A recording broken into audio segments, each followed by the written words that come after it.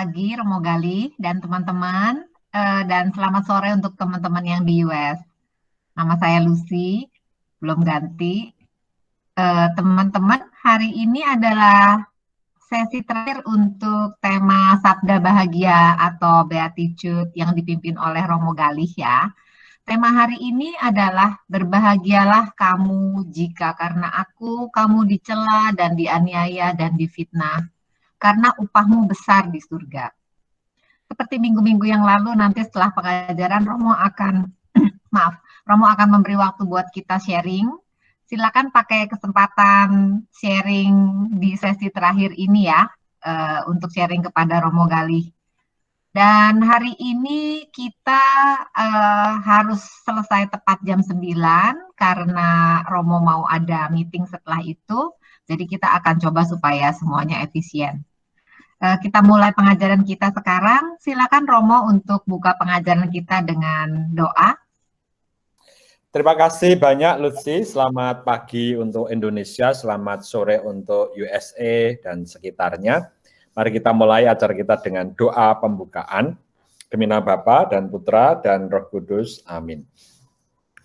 Ya Tuhan, kami bersyukur karena Kau kumpulkan secara virtual bersama-sama dalam acara pendalaman dan pengajaran pada hari ini tentang Sabda Bahagia.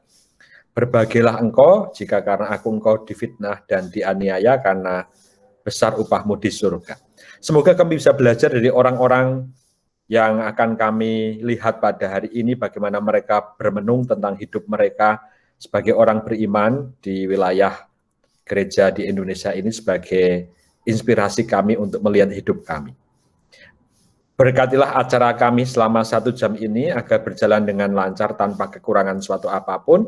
Ini kami mohon dengan perantaraan Kristus Tuhan kami. Amin. Di nama Bapa dan Putra dan Roh Kudus. Amin. Baik, terima kasih semuanya. Ini pelajaran saya terakhir, lalu Anda nanti akan mengikuti pelajaran dari Romo-Romo yang lain. Saya kira sudah berjalan Romo Hartono Budi. Lalu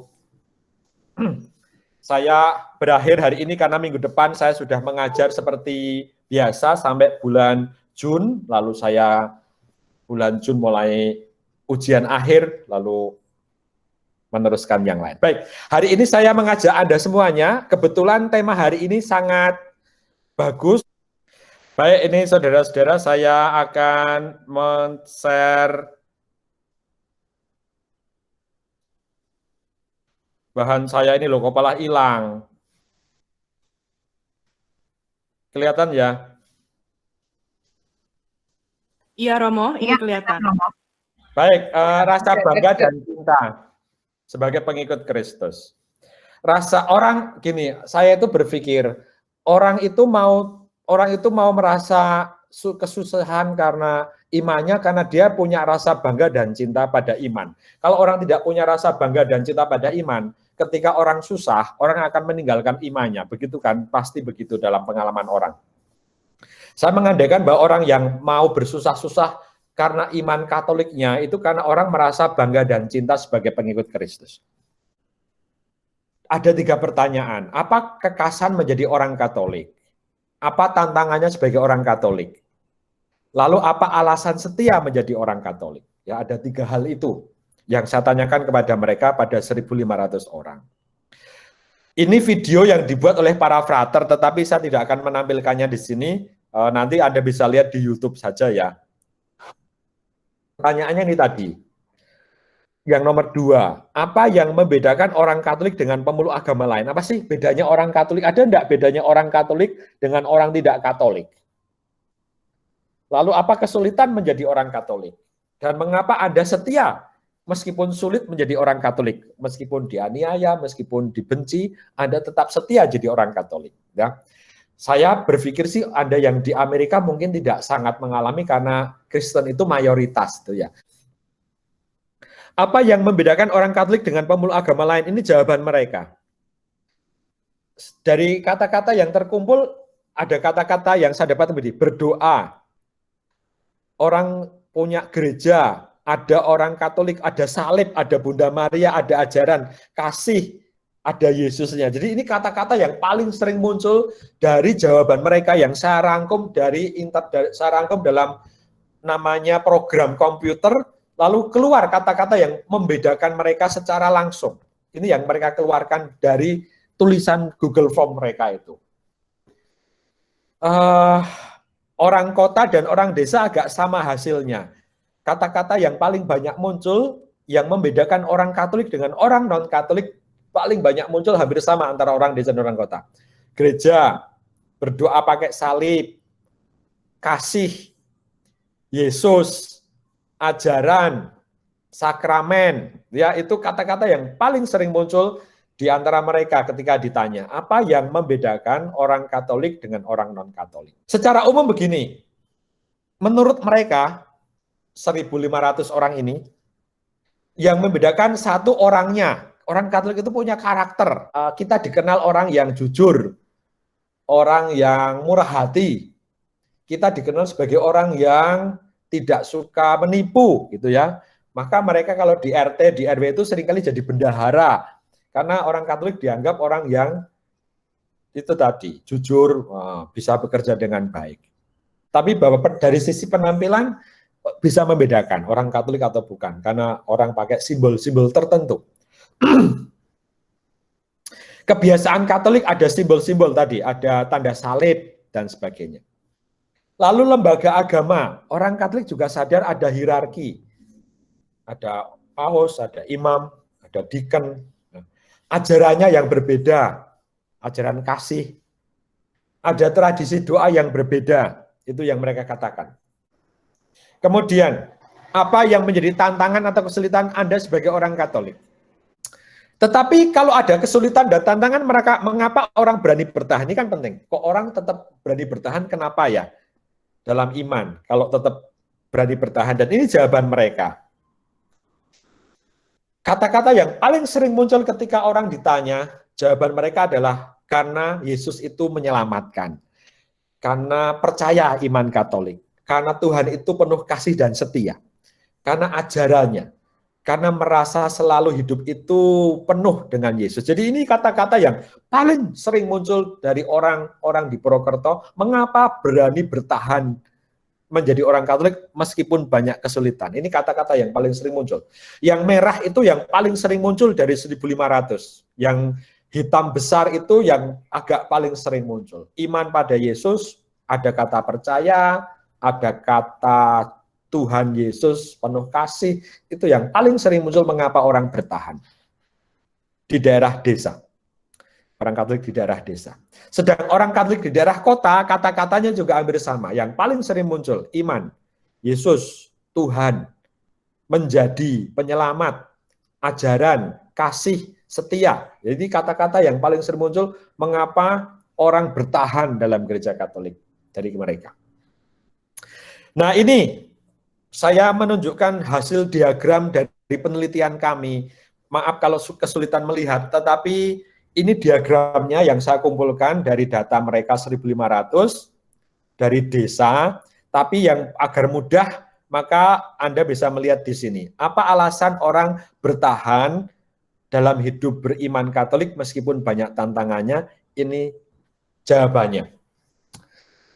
Yes, karena mereka percaya pada Yesus sebagai penyelamat, sumber hidup, sebagai kekuatan, jalan, sebagai orang yang menyertai, sebagai orang yang patut dipercaya karena Yesus itu setia. Jadi ini, pertama-tama orang percaya sungguh karena pada Yesus Kristus sebagai penyelamat. Itu yang membanggakannya. Mengapa saya tetap setia? Meskipun sulit saya tetap mau, kenapa? Karena saya percaya Yesus itu penyelamat saya. Yang kedua, yang paling sering muncul karena ada jaminan keselamatan. Karena ini menjamin keselamatan saya hidup di akhirat nanti. Yang ketiga karena ajaran. Ajaran perkawinan yang khas, ajaran tentang kematian, hidup saya itu kalau mati nanti diberkati dulu sebelum dimasukkan ke kubur gitu ya. Ini orang senang. Yang keempat karena pengalaman akan Allah, merasa bahwa orang Katolik itu dipanggil secara khusus, dikasihi, diberkati, ditebus, dekat dengan Tuhan. Yang kelima, karena pengaruh lingkungan sekitar, karena keluarga yang mendukung, kesaksian umat yang lain, karena guyup atau orang-orangnya itu relasinya baik. Nomor 6, karena berkat khusus, karena merasa doanya dikabulkan. Karena hidupnya terjamin secara spiritual. Karena ada mujizat yang dirasakan.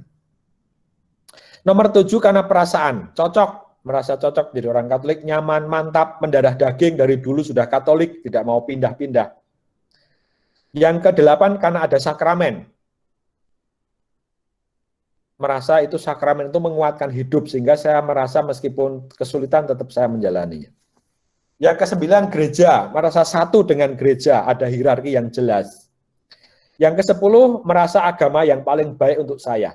Iman Katolik itu berharga untuk saya dan keluarga.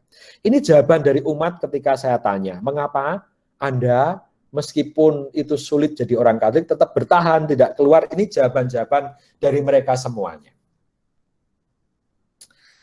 Jawaban yang lain yang juga muncul tetapi tidak mayoritas, ada saya tulis di situ. Ada berkat Roh Kudus, ada misteri iman. Setia itu membanggakan, ya. Jadi orang setia itu bangga, saya bisa setia itu bangga.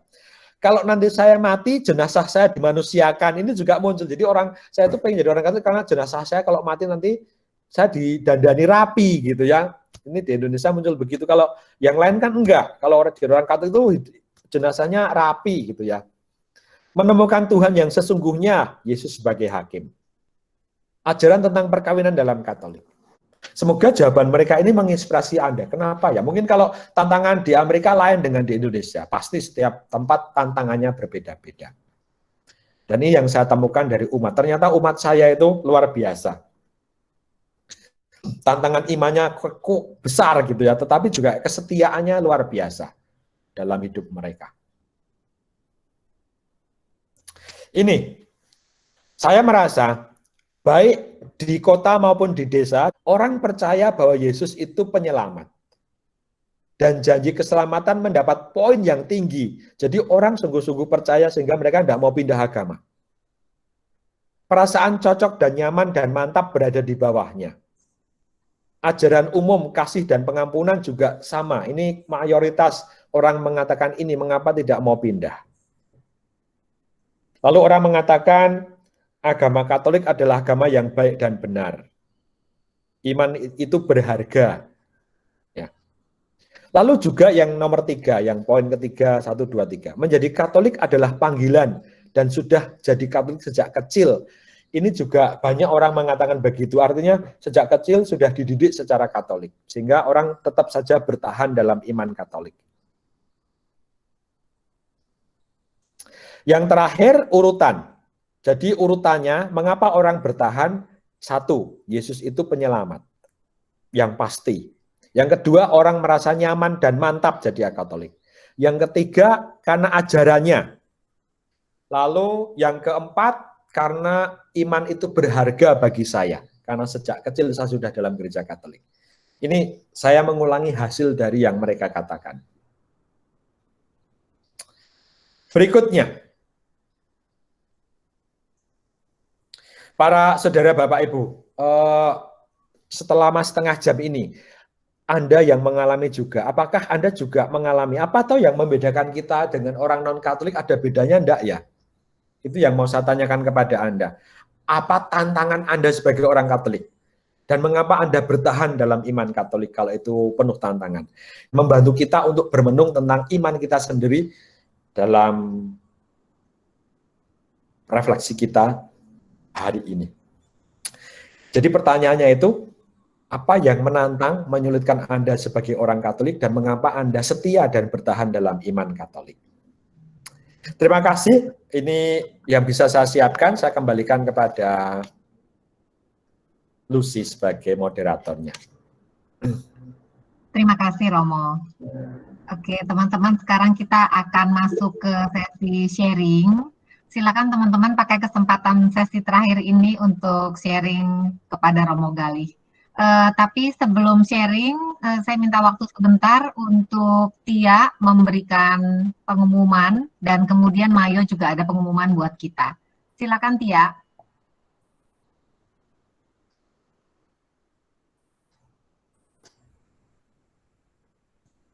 Ya, bagi teman-teman yang ingin berbagi, silakan transfer cek ke Marcella Raharjo atau lewat elektronik ke Zelle di jovara3@gmail.com.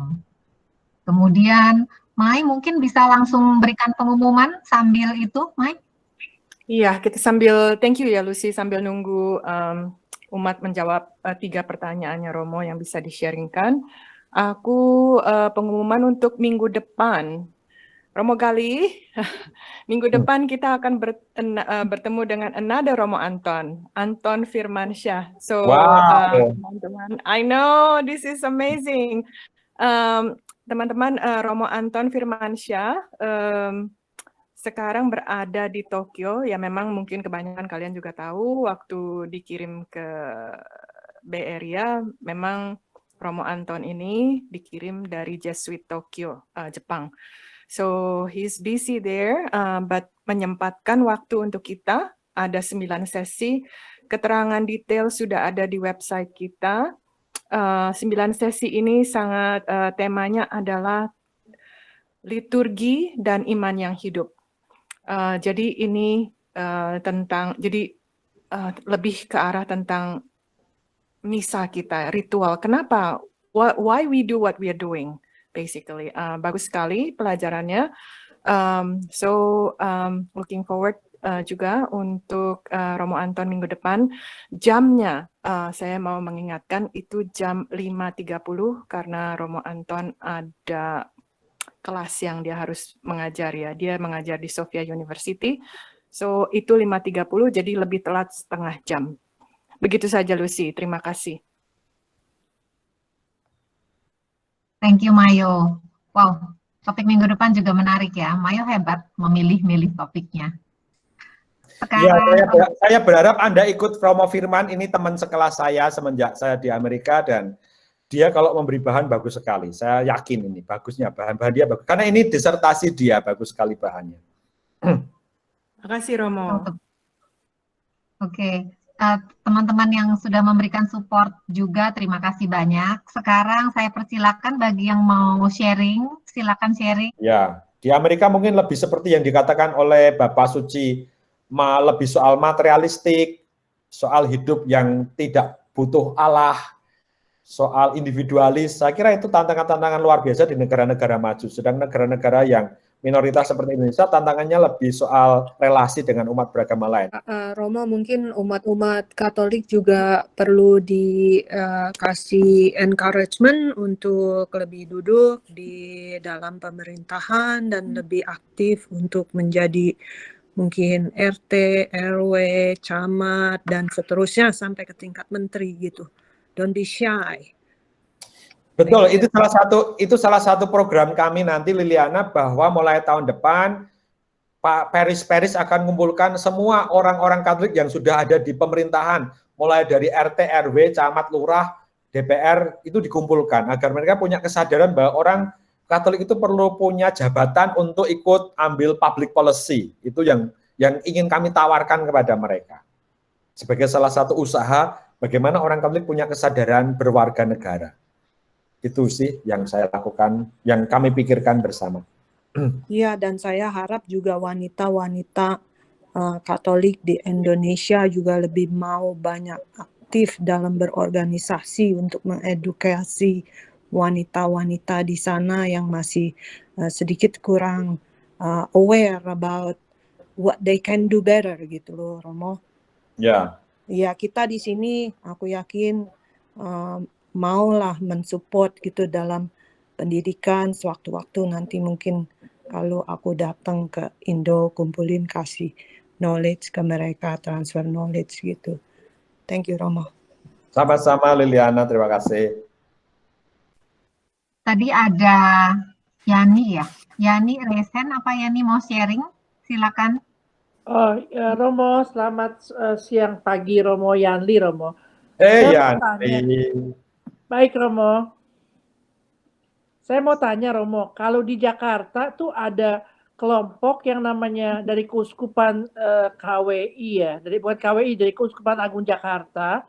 ada kelompok yang namanya apa sih, KHUB apa itu Romo, yang kumpulan itu loh, yang antara agama itu Romo. Ya, FPUB, Kelompok Paguyuban Umat Beragama.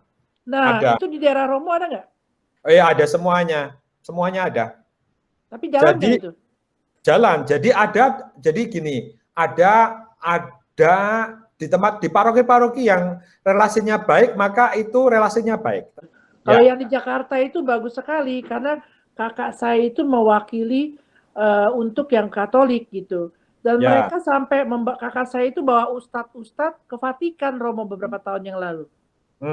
Jadi orang-orang Muslim ini, pentolan-pentolan Muslim di Jakarta, mereka pergi ke Vatikan. Tapi saya nggak tahu kalau dari daerah begitu apa enggak. Dan juga pembangunan gereja di Jakarta sekarang lebih dipermudah, Romo. Karena ada itunya ya, ada komunikasinya gitu ya. Itu betul. Aja yang mau saya share. Memang sih betul, relasi-relasi dengan umat beragama lain itu penting untuk mempermudah. Oke, thank you Romo. Iya, Romo, tadi kan Romo ada pertanyaan apa yang membedakan orang Katolik dengan pemeluk agama lain.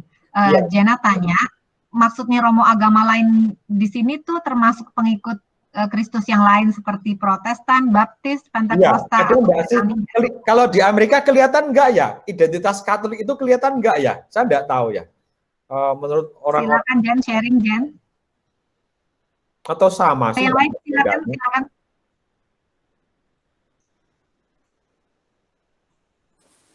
Halo Romo, ini Ari.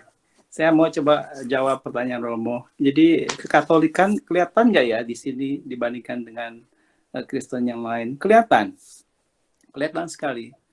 Ya seperti apa yang beda di Indonesia juga kelihatan juga di sini, seperti salib, kemudian cara membuat tanda salib, kemudian salib itu ada korpusnya. Itu semua tuh tetap sama saja perbedaan. Itu yang saya kira saya lihat. Kemudian saya akan coba jawab pertanyaan ketiga dari Romo itu mengenai mengapa saya tetap setia itu menjadi orang Katolik. Nah, saya kira agama kita Katolik itu agama yang bukan sempurna, tetapi komplit gitu, lengkap, mendalam. Nah, secara historis, secara hierarki, secara pengajaran, dan yang paling penting itu sendiri adalah Kristus itu sendiri adalah sempurna, ajarannya itu sempurna. Nah, kesempurnaan itu yang saya tidak lihat di sedikit banyak sepanjang pengetahuan saya tidak saya lihat di agama yang lain. Dan itu membuat saya merasa bangga dan merasa kaya akan iman kekatolikan kita. Jadi kira-kira begitu, Romo. Thanks. Ya. Jadi dari sisi sejarah lengkap, dari sisi ajarannya lengkap gitu, sehingga orang merasa ya ini saya mantap dengan agama Katolik. Mari para saudara Anda yang ada di Amerika, apa yang buat Anda itu bertahan dalam iman Katolik itu kenapa sih? Apa yang buat saya bertahan dalam? Apakah sama dengan motivasinya orang di Indonesia? Romo, saya tuh dulu gereja Betani. Mungkin saya mau share kenapa saya terus pindah ke Katolik. Karena ketemu saya. GR. Satu, saya memahami iman rasulinya Katolik yang aku percaya itu. Terus pengalaman mistik spiritual di Katolisisme yang bikin aku jatuh cinta sama Katolik.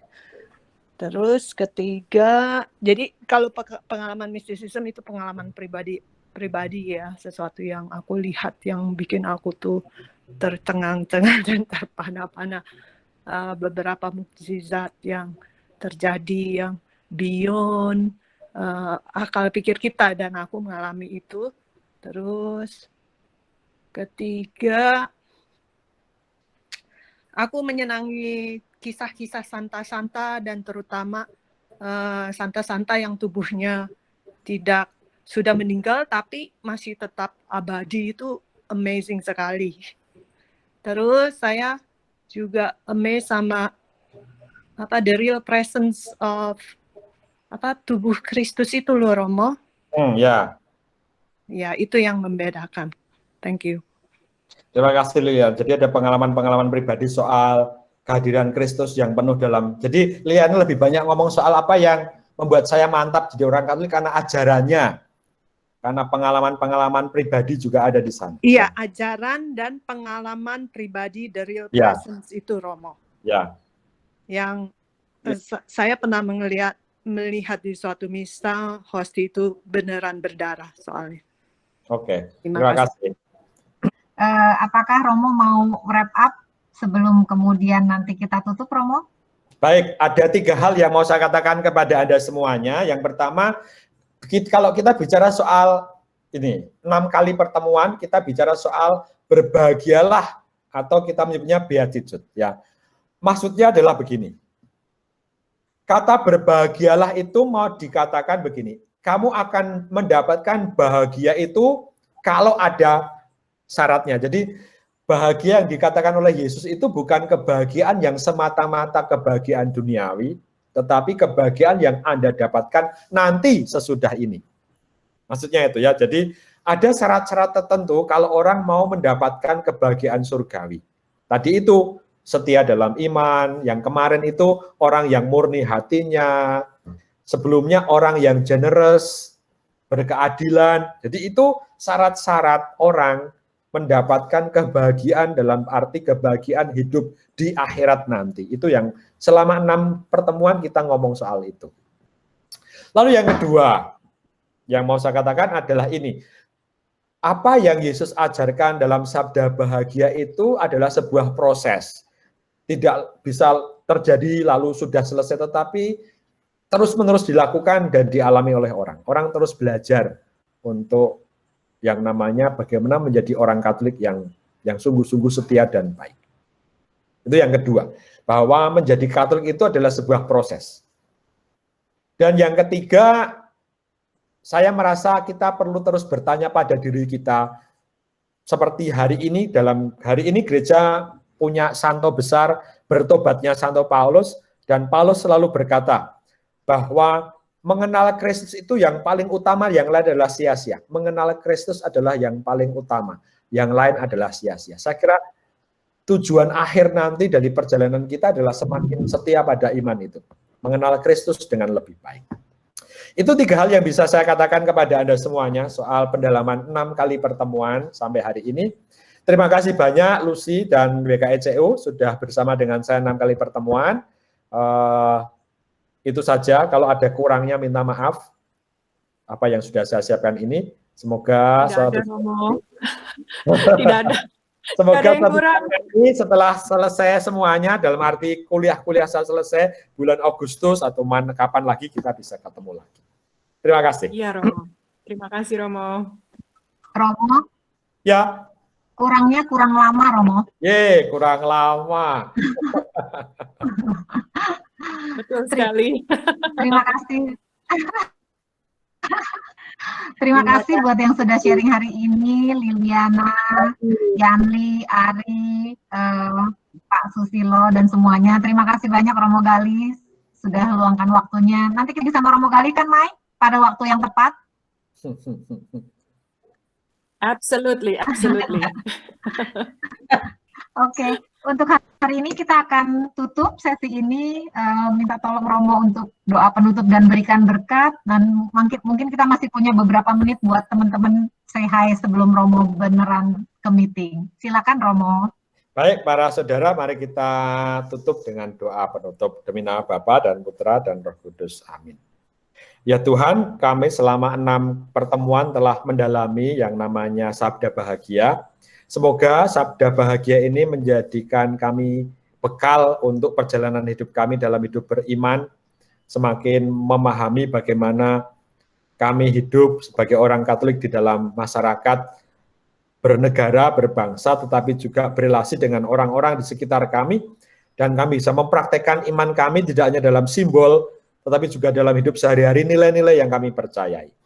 Dampingilah saudara-saudara kami yang ada di Amerika dalam istirahat malam hari ini, dan juga kami yang ada di Indonesia dan sekitarnya dalam tugas-tugas hari ini. Ini semua kami mohon dengan perantaraan Kristus Tuhan kami. Amin. Tuhan sertamu, sertamu juga. Semoga Anda semua diberkati oleh Allah yang Maha Kuasa, Bapa dan Putra dan Roh Kudus. Amin, Roh Kudus. Terima kasih. Makasih Romo. Terima kasih.